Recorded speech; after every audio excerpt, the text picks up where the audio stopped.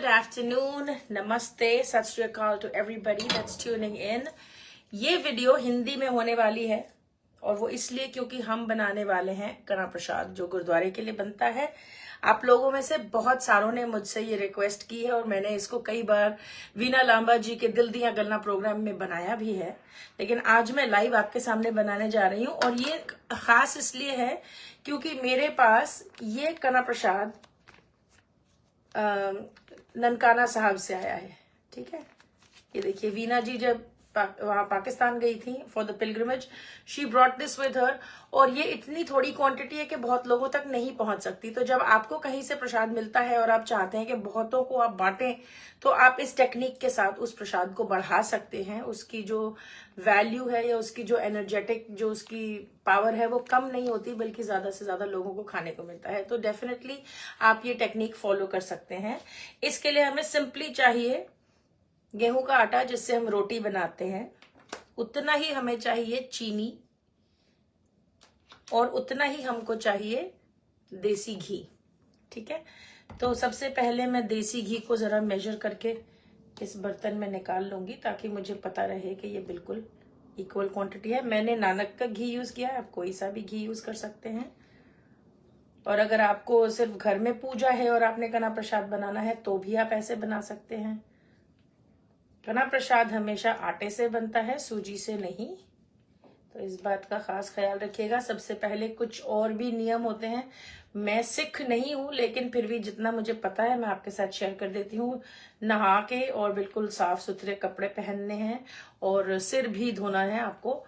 उसके बाद आपको साफ सुथरे कपड़े पहनने हैं, सिर ढकना है। प्रसाद बनाते वक्त बात नहीं करनी है, तो जाहिर बात है कि मैं आपसे बात कर रही हूँ जो मुझे नहीं करनी चाहिए।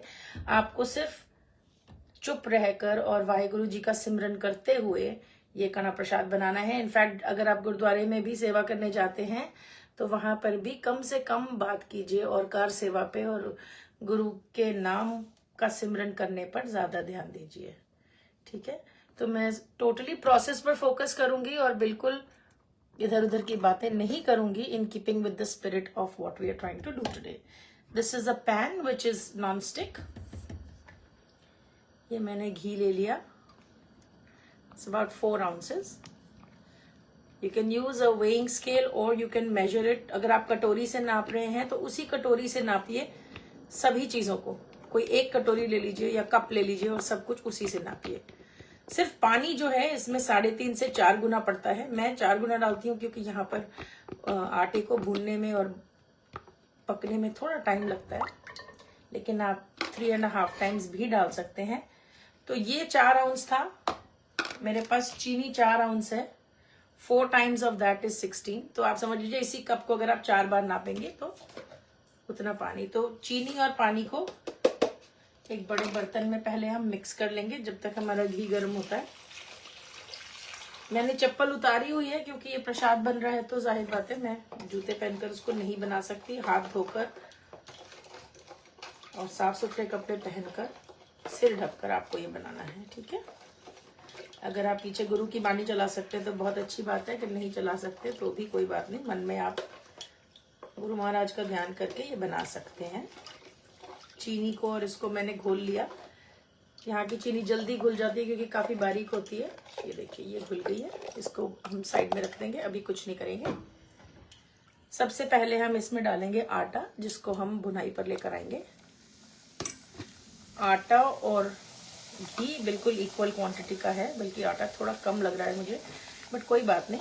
कणा प्रसाद जब बनता है तो उसमें घी काफी तर होता है क्योंकि उसको इतना पकाया जाता है कि आटा घी छोड़ देता है। और इसका बेस्ट रिजल्ट आपको नॉन स्टिक पैन में आ ही जाता है। तो अगर आपके पास नॉन स्टिक पैन है उसमें बनाइए।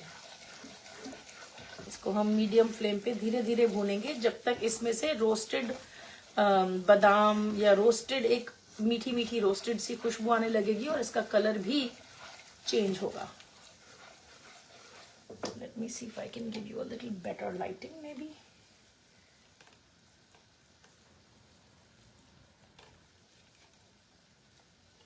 I don't know, आप मुझे बताइए if this is better for you, so I can keep the light on.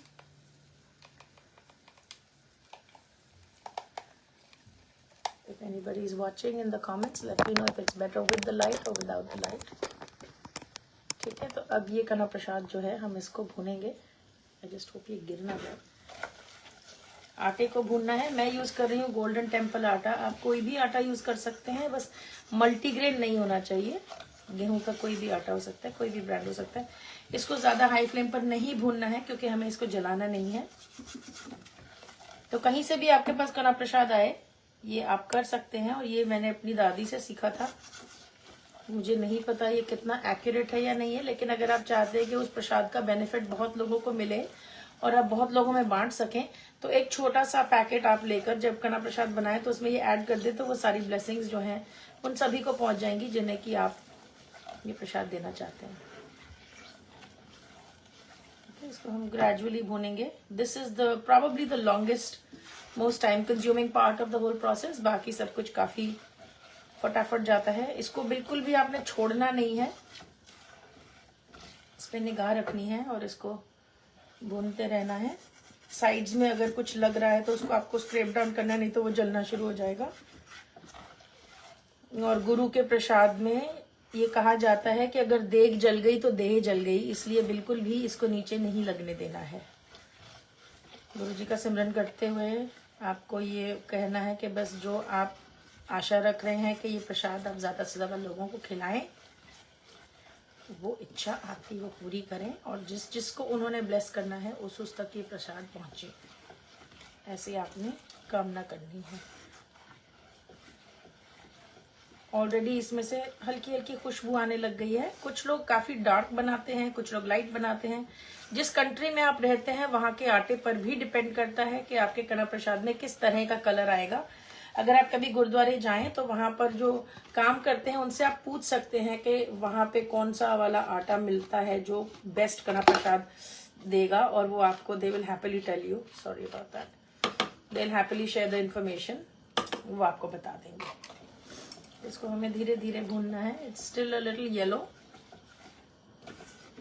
Reena, शुभ मकर संक्रांति टू यू। ये वीडियो हिंदी में है और मैं ये बता रही हूँ कि छोटा सा अगर कना प्रसाद का पैकेट आपको किसी गुरुद्वारे से आता है वर्ल्ड के किसी भी कोने से, तो उसको आप ज्यादा लोगों में डिस्ट्रीब्यूट करने के लिए उसको कैसे बना सकते हैं, क्या कर सकते हैं। मैं एक्सपर्ट नहीं हूँ, like I am saying again and again. If anybody wants to add anything in the comments जिससे कि दूसरों को भी फायदा हो, तो प्लीज कमेंट्स में आप ऐड कर दीजिए, लिख दीजिए जो भी आप लिखना चाहते हैं। और अगर सिर्फ देख रहे हैं तो सतनाम वाहेगुरु।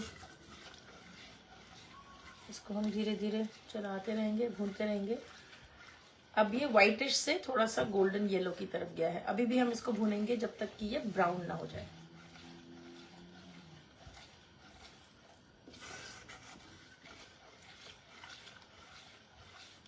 काफी खुशबू आ रही है इसमें से। अब घी और आटे की भुनाई की एक बड़ी प्यारी सी खुशबू आती है, जिसकी जो खुशबू सूंघते ही हमें गुरुद्वारे की याद आ जाती है।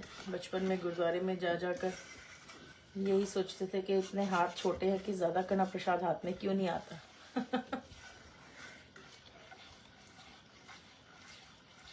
ये अभी हम और भुनेंगे थोड़ा सा।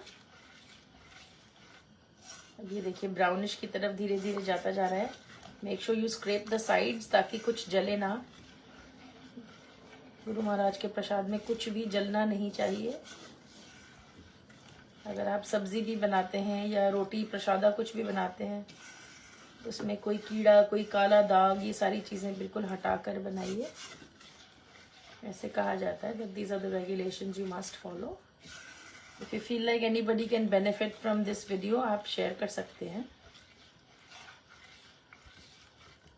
तो काफी तेजी से इसका कलर अब चेंज हो रहा है और ये और भी लिक्विड होता जा रहा है। देखें आप, काफी लिक्विड होता जा रहा है। तो अब हम इसको और थोड़ा सा भूनेंगे।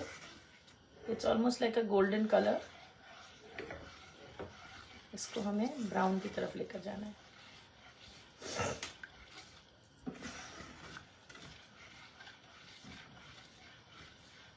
वाहेगुरु।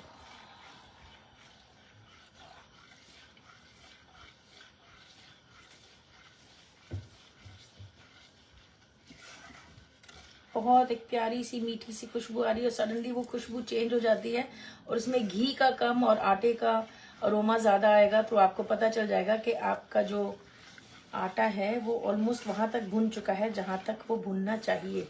इस टाइम पे आप फ्लेम को बिल्कुल लो कर देना, क्योंकि आपको कंट्रोल करना है ताकि ये जल ना जाए। इस टाइम पे बिल्कुल वैसी खुशबू आएगी जैसे सूजी के हलवे की भुनने की टाइम खुशबू आती है, वैसी खुशबू आएगी। सो यू विल नो कि इससे ज्यादा ब्राउन आपको नहीं करना है। ये देखिए, ये व्हाइटिश था, अब ये ब्राउनिश हो गया, ऑलमोस्ट कैरामल का कलर आ गया है। और ये सब कुछ अंदाजे पर होता है, जितना घी है उतना ही आटा है। Country to country, altitude to altitude, बर्तन टू बर्तन, ये डिपेंड करेगा। So you have to keep a very close eye on it. इसको बिल्कुल भी 1 मिनट के लिए भी छोड़ना नहीं है। बस इससे ज्यादा हम इसको नहीं भूनेंगे, because we don't want it to get burn. Just scrap the sides. और फ्लेम को बिल्कुल धीरे कर दिया है। कुछ लोग फ्लेम को इस पॉइंट पे बंद भी कर देते हैं, क्योंकि जब आप गरम तेल में वो पानी डालते हैं, घी के उसमें पानी डालते हैं, तो वो काफी स्प्लैश करता है। अगर आपको उस चीज से डर लगता है तो आप गैस को बंद कर दें। मैं बहुत सालों से कुकिंग कर रही हूँ, इसलिए मुझे ऐसा कोई डर नहीं लगता। लेकिन अगर आप नए नए हैं या आपने कभी बनाया नहीं है तो बाय ऑल मीन्स आप गैस को बंद कर दें। 5 मिनट बाद, थोड़ा ठंडा होने के बाद आप उसमें डालें। या फिर बेस्ट टेक्निक ये है कि थोड़ा सा पीछे खड़े होकर धीरे धीरे डालिए, तो अगर स्प्लैश करेगा भी, ये देखिए, तो वो इतना उफान नहीं मारेगा और आप जलेंगे नहीं। अगर एकदम से डालेंगे तो there is a fear of burning. इस जो गरम स्टीम से काफी फेस या हाथ या आंखें जल सकती हैं, तो बहुत ध्यान से इसको डालना है। गैस बिल्कुल लो है, चाहे तो बंद कर दें।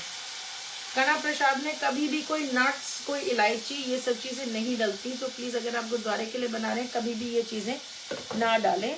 सिर्फ 3 चीजों से बनती हैं, घी, चीनी और आटा और पानी। ठीक है। और इसका रीजन ये होता है कि घी, तीनों चीजें, घी, आटा और चीनी, अपने ओरिजिनल फॉर्म से काफी दूर होती हैं। चीनी पहले शुगर केन होती है, उसके बाद उसका गुड़ बनता है, फिर वो क्रिस्टलाइज होती है और फिर उसको प्रोसेस किया जाता है, तब जाके चीनी बनती है। आटा पहले गेहूं होता है, फिर उसको सुखाया जाता है, पीसा जाता है और तब जाके वो गेहूं बनता है। और घी बटर से बनता है, लेकिन पहले उसकी शुरुआत होती है दूध से। तो इसके पीछे रीजन ये है कि जिस तरह ये तीनों मटेरियल्स अपने आप को ट्रांसफॉर्म करके आगे तक बढ़े हैं, उस तरह गुरु का नाम लेकर हमको भी अपनी जो लाइफ है उसको ट्रांसफॉर्म करना है। इसीलिए तीसरी से चौथी कोई चीज इसमें नहीं डलती है सिवाय इन तीनों इंग्रेडिएंट्स के, और पानी डलता है। चलिए, पानी मैंने डाल दिया है। अब हम इसको बॉईल होने का वेट करेंगे। कीप ऑन स्टरिंग, उसको बिल्कुल आपने रोकना नहीं है। थोड़ा सा घी बच गया था, उसको वापस डाल दिया। जैसे ही आप थोड़ा सा रुकेंगे, आप देखेंगे ये बॉईल होने लगा है। ये देखें, साइड में बबल्स आपको दिख रहे होंगे, ये बॉईल हो रहा है। अब क्योंकि ये मेरा नॉन स्टिक पैन है, इस चीज का बहुत बड़ा फायदा ये रहता है कि कुछ भी चिपकता नहीं है। जल सकता है मगर चिपकेगा नहीं।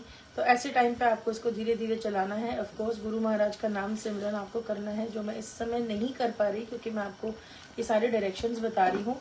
और इस टाइम पे ये जो आपको प्रसाद आया था, जहाँ से आपने मंगवाया था या जो भी आपको लाकर दिया है जिस भी श्रद्धालु ने, उस प्रसाद को आप इसमें मिक्स कर सकते हैं। बनाने के बाद भी मिक्स कर सकते हैं,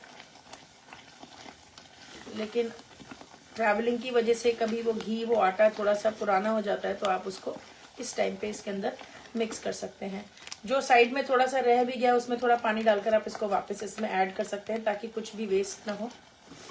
और अब हम इसको और भी चलाएंगे। ये देखिए, बिल्कुल एक हो जाता है, आपको पता ही नहीं चलेगा कि कौन सा वहां से आया था और कौन सा ऐसा है। I think just like human beings, हम सब एक हैं। नया क्या, पुराना क्या, किसी मुल्क का क्या, हर गुरुद्वारे का प्रसाद अपनी ब्लेसिंग्स लेकर आता है, चाहे वो वर्ल्ड में कहीं भी हो।